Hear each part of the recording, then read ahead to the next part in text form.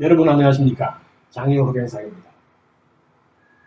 지금 계속해서 제4차 산업혁명에 대해서 말씀드리고 있습니다.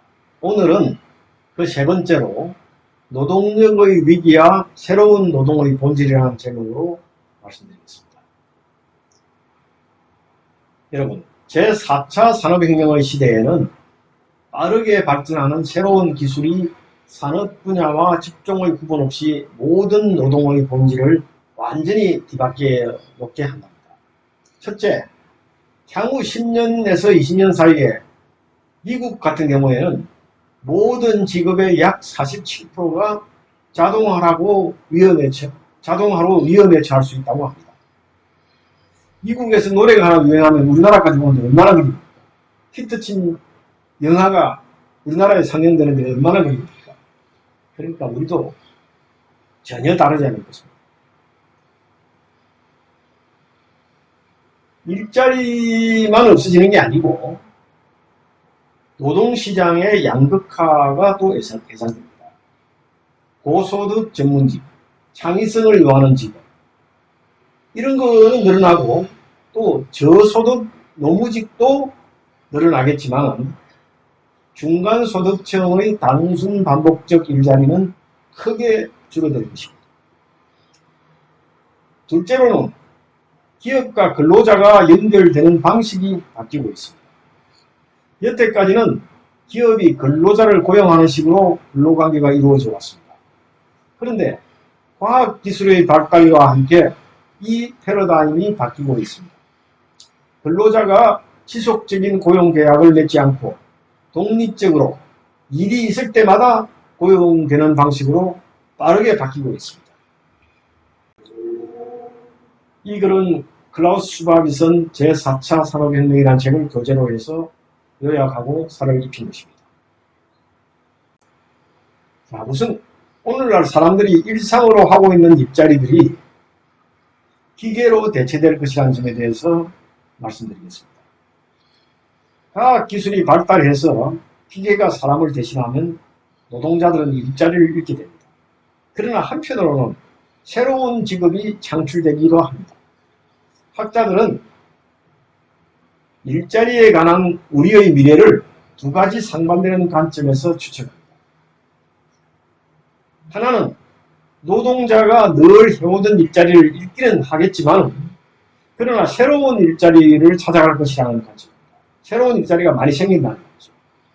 또 다른 하나는 기술의 진보 때문에 새로 생기는 일자리보다 없어지는 일자리가 훨씬 많아가지고 사회적으로 정치적으로 일대 혼란이 일어날 수 있다는 관점이 있습니다. 농업 분야의 변화를 예로 들어서 말씀드리겠습니다. 19세기 초만 해도 미국에서는 노동력의 90%가 농업에 종사했습니다.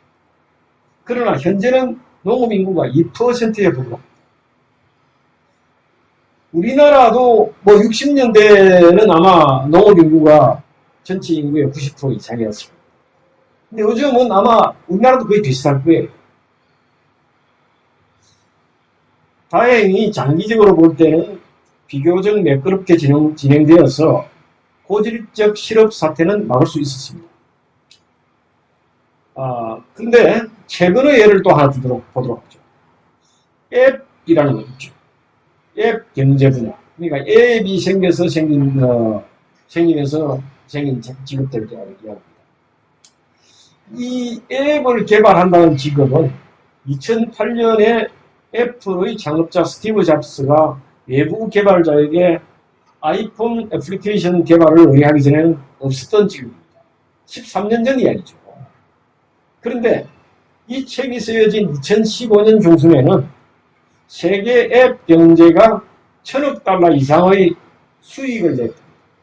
이 정도라면 100년 이상 된 영화 산업의 총 수익을 넘어서는 엄청난 수준이 된다니 놀랄만하지 않습니까? 다음은 기업과 근로자의 고용 방식이 바뀌고 있다는 점을 설명드리겠습니다. 여태까지는 기업이 근로자를 고용해서 지속적으로 일하는 방식으로 근로관계가 이루어졌습니다. 간단히 말해서 회사에 취직해가지고 계속 일하는 거죠. 뭐 10년이건 20년이건.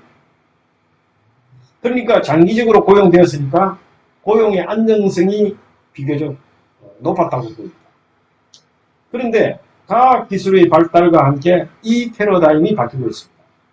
근로자가 지속적인 고용 계약을 맺지 않고 독립적으로 일이 있을 때마다 고용되는 방식으로 빠르게 바뀌고 있습니다. 소위 아웃소싱이라든지 프리랜서라고 하면 이해가 빠르겠습니다. 소위 온디맨드 경제라는 것입니다. 온디맨드 경제라는 것은 일과 사람의 관계, 그리고 노동을 포함한 사회적 구조와 사람의 관계를 근본적으로 변화시키고 있습니다. 휴먼 클라우드라는 것도 있습니다.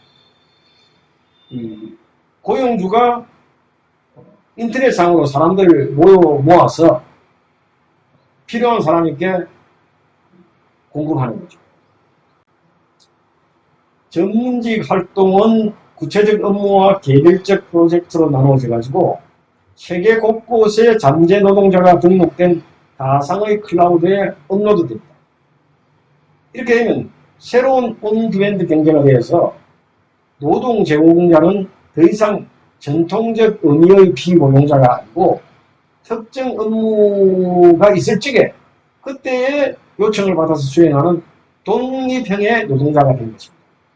그러니까 간단히 말해서 자기 사업이 되는 거죠. 이렇게 되면 노동자는 자영업자로 분류되고 기업 입장에서는 뭐 각종 세금이나 노동관계 규제 등에서 자유로울 수 있습니다. 또 노동자 입장에서도 꼭 나쁜만은 아닙니다. 일하거나 일하지 않을 자유를 선택할 수 있겠죠. 전 세계적으로 연결된 가상 네트워크로 노동시간에 대한 구속력에서 완전히 벗어날 수 있을 것입니다. 그러면 이것은 새롭고 유연한 직업혁명의 시초일까요? 아니면 가상의 노동 착취 상황으로 치닫게 되는 바닥을 향해서 멈추지 않는 레이스의 시작일까요? 정답이 무엇이든지 간에 변화하는 방식에 알맞은 새로운 형식의 사회계약과 근로계약이 만들어져야 할 것입니다. 문제는 시간입니다. 단기적으로 보면 제4차 산업혁명으로 창출되는 직업의 수가 과거의 산업혁명으로 인해 발생한 직업의 수보다 적을 것입니다. 예상보다 빠른 시일 안에 변호사, 재무분석가, 의사, 기자, 회계사, 보험 판매자나 도서관 사수와 같은 분야에 부분적으로 혹은 전면적 자동화가 이루어질 것입니다. 또 창의적인 직업이라고 해서 꼭 안전하지만은 않습니다. 글을 쓰는 것은 대표적으로 창의적인 능력이 아니겠습니까? 근데 미국의 일간지 뉴욕타임즈에서 신문에 퀴즈를 냈습니다. 그 퀴즈가 무슨 내용이냐면 우선 두 가지 내용이 비슷한 글을 보여주고 나서 그 가운데 알고리즘, 즉 컴퓨터가 작성한 기사가 어느 건지 물었습니다. 너무 비슷해가지고 구분하기가 어려웠다. 어떤 전문가는 2020년대 중반이 되면 90%의 뉴스는 알고리즘을 통해 작성되고 대부분은 인간의 개입이 전혀 필요 없을 것이라고 예측하기도 합니다. 또 미국의 경우에는 이전에는 존재하지 않았던 산업 분야에 고용된 노동인구가 어떻게 달라졌는지 조사해 보았습니다. 1980년대에는 새로운 산업 분야가 창조한 일자리는 전체 일자리의 8%나 되는데 1990년대에는 4.5%였습니다. 바꾸어 말하자면 생산성은 자본이 기존의 노동자를 대체하면서 늘어난 것입니다. 근데 이제 시작된 지 얼마 안 되는 4차 산업혁명 시대에는 불과 0.5%의 일자리가 새로 생겨났습니다. 자, 이거 큰일입니다. 근데 결국 방법은 하나뿐입니다. 리더가 갈수록 똑똑해져가는 지능학 기계하고 함께 협력해 나갈 수 있도록 노동력을 준비시키고 교육 모델을 개발하는 데 주력해야 할 것입니다. 자, 대학에서 오늘 가장 인기 있는 학과가 10년 뒤에도 똑같이 인기가 있을 수는 없다는 것을 우리는 잘 알고 있습니다. 개인들은 새로운 시대에 맞추어서 자기 개발을 해야 됩니다. 자기 아이들도 그런 방향으로 교육해야 됩니다. 여러분, 아이에게 생선을 먹여주는 것보다 잡는 방법을 가르쳐야 된다는 말이 있죠. 지금이 바로 아이들에게 잡는 방법을 가르쳐야 될 그런 시점이 된 것입니다. 또 다른 각도에서 말씀드리고 제4차 산업혁명은 젠더 격차, 소위 남녀의 격차도 더 크게 할 가능성이 있습니다. 세계경제포럼의 제10회 세계 성격차 리포트 2015에서는 남녀 간의 격차에 대해서 두 가지 우려를 제기하고 있습니다. 우선 현재의 진보 속도라면 전 세계적으로 남녀 평등이 실현되기까지 118년이 더 걸릴 것으로 예상했습니다. 엄청난 세월이죠. 더구나 성평등의 실현은 교착 상태에 빠졌다고 할 만큼 느리게 진행되고 있습니다. 이런 상황 속에서 빠르게 진행되는 기술의 변화가 경제, 정치, 사회 속 여성의 역할에 어떤 영향을 미치게 될까요? 무엇보다 여성들은 자동화에 민감한 직군에 많이 일하고 있습니다.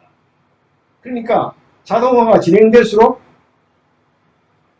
실직을 할 가능성이 높아지겠죠. 반면에 여성을 위한 기회도 있을 수 있겠습니다. 기계가 채울 수 없으면서 여성이 더 잘할 수 있는 분야, 가령 공감 능력이 필요하다. 연민같이 인간의 본성과 능력에 기인한 역할에 대한 수요는 더 늘어날 것입니다. 예를 들자면 심리학자, 치료사, 코치, 이벤트 플래너, 간호사나 의학보건 분야의 직업은 일반적으로 여성이 더 많이 지니고 있는 특성과 능력을 필요로 하는 것입니다. 또 개발도상국에도 많은 영향을 미칠 것입니다. 세계 모든 나라들이 뒤처지지 않고 함께 성장하도록 하는 일은 그런 도덕적 의무가 아닙니다. 오히려 인구 이동 같은 지정학적 문제나 안보 이슈에 따른 국제적 불안정을 감소시키려면 필요한 중요한 목표에 가깝다고 하겠습니다. 제4차 산업혁명으로 저렴한 인건비가 더 이상 기업의 경쟁력에 도움이 되지 않는 시절이 온다면 전 세계 제조업이 도로 고향, 그러니까 선진국으로 회귀하는 리쇼링 현상이 발생할 수 있습니다. 이렇게 되면 국가적으로 혹은 국가 내에서 성자가 모든 것을 가지는 방식이 전개되어서 사회적 불평등이 더욱 크게 발생하고 계층 간 긴장이 조성되어서 충돌이 발생할 수 있을 것입니다. 이런 부분에서 우리 인간의 지혜가 더욱더 필요하다고 하겠습니다. 여러분 감사합니다. 다음 편에 계속해서 말씀드리겠습니다. 좋은 하루 되십시오.